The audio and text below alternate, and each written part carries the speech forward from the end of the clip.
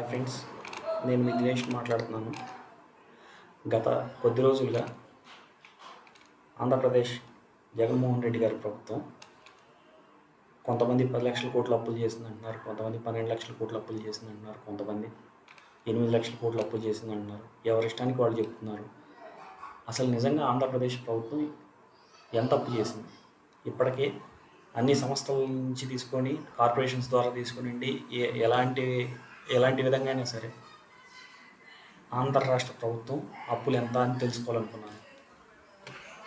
దీనికి మనకి వ్యాలిడ్ అయిన సోర్స్ ఏంటంటే మన పార్లమెంట్లో కింజరాపు రామ్మోహన్ నాయుడు గారు డిసెంబర్ 4, 2023 పార్లమెంట్లో అడిగిన ప్రశ్నకి గాను మన ఫైనాన్స్ మినిస్టర్ ఇచ్చిన సమాధానం. రామ్మోహన్ నాయుడు గారు ఏమడిగారంటే ఆంధ్ర రాష్ట్రం అప్పులు ఎంత రిజర్వ్ బ్యాంక్ ఆర్బీఐ ప్రకారం, తర్వాత సంస్థల ద్వారా తీసుకుంటున్న అప్పుల గురించి కేంద్రానికి ఏమన్నా అవగాహన ఉందా, ఉంటే ఎంత అని ప్రశ్నించారు.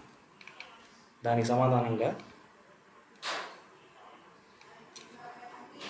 Ministry of finance Shri Pankaj Chaudhary గారు ఏమైనా సమాధానం ఇచ్చారంటే,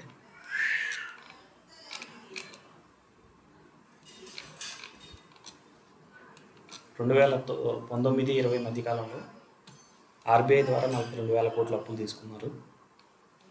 నాబార్డు ద్వారా, ఎన్సీడీసీ ద్వారా, ఎల్ఐసి ద్వారా 1,200 కోట్ల అప్పులు తీసుకున్నారు. ముందస్తుగా లోన్స్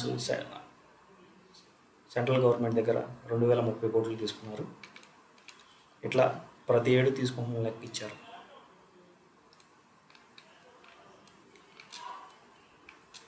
అయితే ఆంధ్ర రాష్ట్రం మొత్తం అప్పు ఎంత తేలిందంటే, మొత్తంగా కలిపి అంటే గత ప్రభుత్వాలు చేసిన అప్పు ప్లస్ ఈ ప్రభుత్వం చేసిన అప్పు రెండు కలిపి 4,42,442 కోట్లు.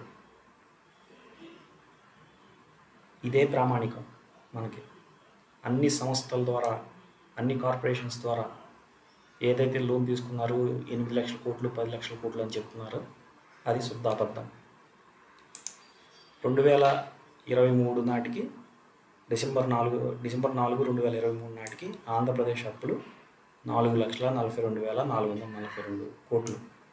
ఇకపైన ఏదన్నా 10,000 కోట్లైనా మహా తీసుకుని ఉంటే 4,50,000 కోట్లు. అంటే గత ప్రభుత్వం చేసిన అప్పులు కానీ, ఈ ప్రభుత్వం చేసిన అప్పులు కానీ, మొత్తం అప్పులు కలిపి ఇది. జగన్మోహన్ రెడ్డి గారు 15,000 గ్రామ సచివాలయాలు పెట్టారు, 2.5 లక్షల ఉద్యోగ కల్పన చేశారు. మేనిఫెస్టోలో పెట్టిన పథకాలన్నీ కూడా అమలు చేస్తున్నారు. అయినా కూడా జగన్మోహన్ రెడ్డి గారు చేసిన అప్పు ఎంత అయ్యా అంటే 1,80,000 కోట్లు మాత్రమే. మరి 5 ఏళ్లలో చంద్రబాబు నాయుడు గారు ఏ ఉద్యోగ అవకాశాలు కల్పన కానీ ఏమీ చేయలేదు.